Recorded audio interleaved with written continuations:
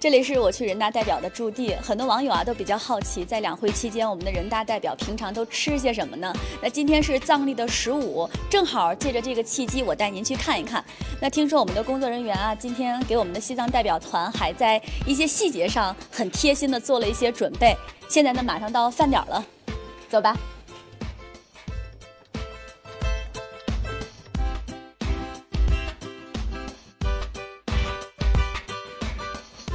今年设置了4周是西藏民族特色的吉祥八宝挂塔，然后这边设置了珠峰挂塔，那边设置了布达拉宫挂塔。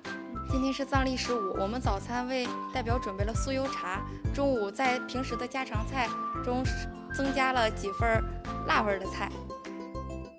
这里呢，就是我们的全国人大代表在两会期间用餐的地方了。来看看，在每个自助餐桌上都有这样的透明的隔板，然后在上面写着字样：光盘行动，厉行节约，反对浪费。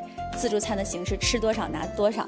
我们来看一下，很细心每个餐桌上都准备了牙签，还有消毒片，还有纸巾和这样的口香糖。来，大家看一看这个地方干嘛的？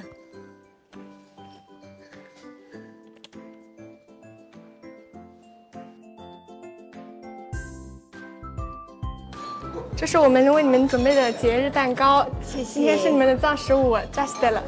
谢谢。